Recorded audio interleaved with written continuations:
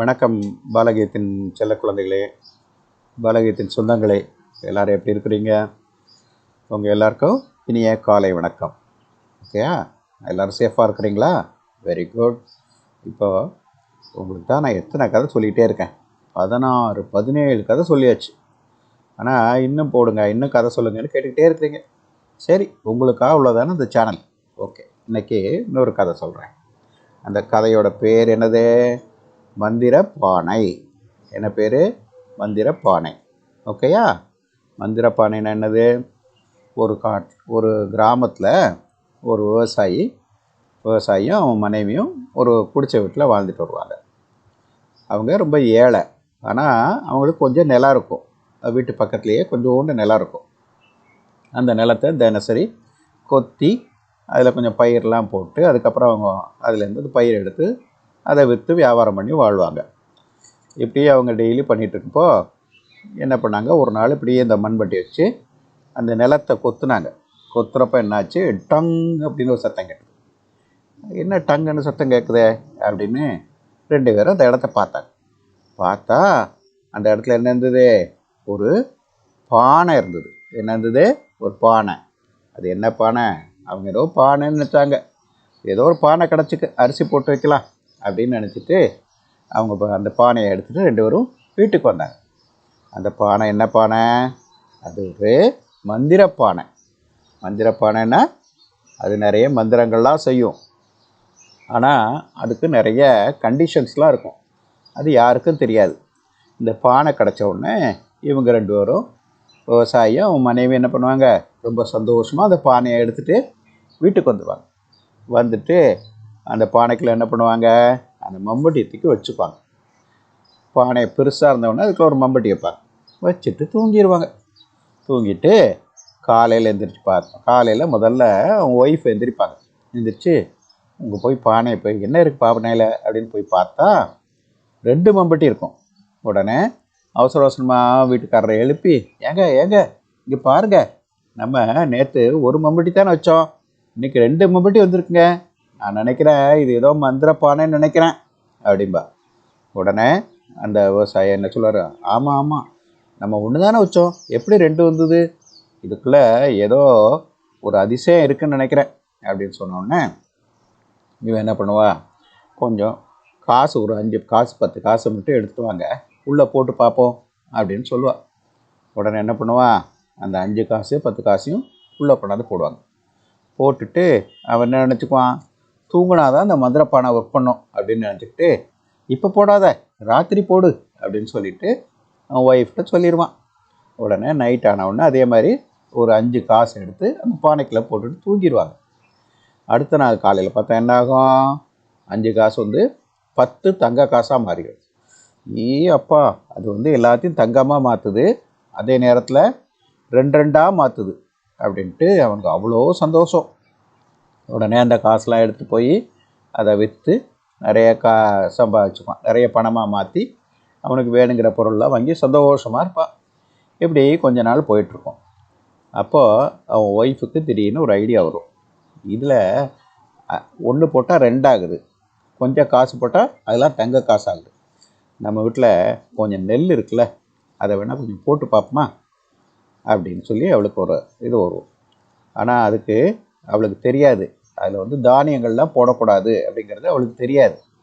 அது என்னாகும், அவன் ஹஸ்பண்டுக்கு தெரியாமல் அதுக்குள்ளே என்ன பண்ணுவான், கொஞ்சம் நெல்லை கொண்டாந்து போட்டு அந்த பானையை மூடி வச்சுருவான். மூடி வச்சுட்டு ஒன்றும் தெரியாத மாதிரி தூங்கிடுவான். காலையில் அந்த எந்திரிச்சு பார்த்தா அந்த நெல் பூரா என்ன ஆயிருக்கும், தங்கமாக இருக்கும்.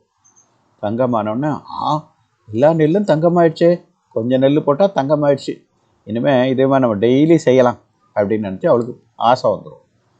அவன் ஹஸ்பண்ட் என்ன பண்ணுவான், வழக்கம் போல் ஒரு 5 காசை கொண்டாந்து போடுவான். போட்டால் அது மாறாது, ஏன்னா ஏற்கனவே ஒரு தடவை நெல்லை தங்கமாக மாற்றிடுச்சுல, அது அவனுக்கு தெரியாது. அவன் நினச்சிக்குவான், ஐயோ பானை ஒர்க் பண்ணல போல்கே, ஏதோ போயிடுச்சு, சக்தி போயிடுச்சு அப்படின்னு நினச்சி வருத்தப்பட்டுக்குவான். அடுத்த நாள் காலையில் இந்த ஒய்ஃபுக்கு என்ன பண்ணும், ரொம்ப பேராசை வந்துடும்.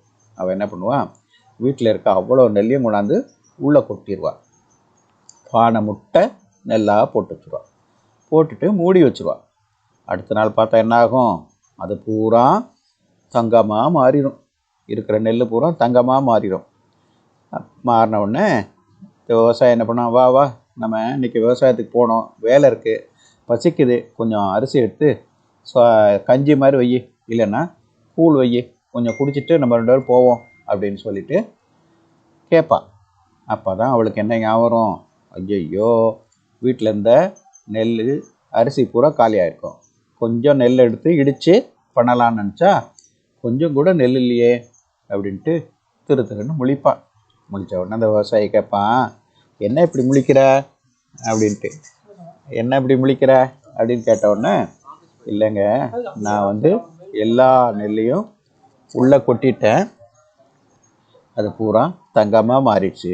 நிறைய தங்கம் இருக்குது, ஆனால் சாப்பிட தாங்க நெல் இல்லை, சாப்பிட தாங்க அரிசி இல்லை அப்படிம்பாலாம்.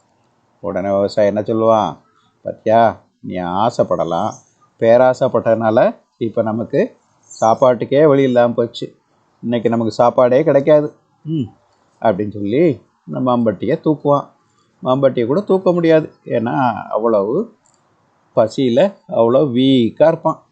அப்போ தான் நினைப்பான், நம்ம ஆசைப்பட்டால் பரவாயில்ல, பேராசைப்பட்ட விளைவு சாப்பாடு கூட கிடைக்காம போயிடுச்சு அப்படின்னு சொல்லிட்டு அவன் ஒய்ஃபும், என்னை மன்னிச்சிடுங்க, நான் இந்த மாதிரி பேராசைக்காரியாக மாறிட்டேன், இனிமேல் அந்த மாதிரிலாம் செய்ய மாட்டேன் அப்படின்னு சொன்ன உடனே இந்த பானைக்கு இது கேட்டுரும். என்ன சொல்லும் அந்த பானை, உங்கள் தப்பை உணர்ந்துட்டீங்க, அவங்க 2 பேரும் தப்பை உணர்ந்துட்டாங்க, அதனால் நம்ம பழையபடி இவங்களுக்கு உதவி பண்ணலாம் அப்படின்னு நினச்சி அடுத்த நாள் காலையில் என்ன பண்ணுவாங்க, வழக்கம் போல் ஒரு 5 காசை கொண்டாந்து இவன் சேமிக்கிறோன்னு சொல்லி இந்த பானையில் போட்டு போயிடுவான். 2 பேரும் வேலைக்கு போயிட்டு வந்து பார்த்தா என்ன ஆகும், 5 காசு 10 தங்க காசாக மாறிடும். மீண்டும் அந்த பானை அவங்களுக்கு என்ன பண்ணாக்கும், மந்திரம் செஞ்சு அவங்களுக்கு தங்க காசு கொடுக்க ஆரம்பிச்சிடும். அவங்களுக்கு சந்தோஷம் தாங்காது. ரொம்ப சந்தோஷமாக இனிமேல் நம்ம அளவோடு இருக்கணும் அப்படின்னு சொல்லி வர்ற காசெல்லாம் வச்சு எல்லாருக்கும் ஏழை பாளைகளுக்கெல்லாம் உதவி பண்ணி சந்தோஷமாக வாழ்வாங்க. இதில் என்ன தெரியுது, நமக்கு என்ன பொருள் கிடைச்சாலும் அதை கிடைச்சதோட திருப்தியாக இருக்கணும். அளவுக்கு மீறி ஆசைப்பட்டு நம்ம என்ன பண்ணக்கூடாது, பேராசை ஆகிடக்கூடாது. பேராசை ஆனால் என்னாகும், பேராசை பெருநஷ்டம். புரியுதா? ஓகே, புரிஞ்சுதா சில குட்டீஸ்? இதுலேருந்து உங்களுக்கு என்ன தெரியுது, நம்ம அளவுக்கு மீறி ஆசைப்படக்கூடாது, கிடைச்ச பொருட்களை வச்சு சந்தோஷப்படணும். ஏன்னா இது கூட கிடைக்காதவங்க உலகத்தில் கோடிக்கணக்கில் இருக்காங்க. நமக்கு இவ்வளவாது கிடச்சி அப்படின்னு சொல்லி கடவுளுக்கு நன்றி சொல்லி இருக்கிறத வச்சு சந்தோஷமாக வாழணும். எல்லாருக்கும் கொடுத்து வாழணும். அதிகம் ஆசைப்படக்கூடாது. பேராசை பெருநஷ்டம். ஓகே, என்ன இந்த கதை பிடிச்சிருந்தா அதான் உங்களுக்கு தெரியுமே. நீங்களே என்ன பண்ணுவீங்கன்னு எனக்கு தெரியும். என்ன பண்ணுவீங்க? ஓ, கீழே ஓடுதே. தேங்க்ஸ் ஃபார் வாட்சிங்.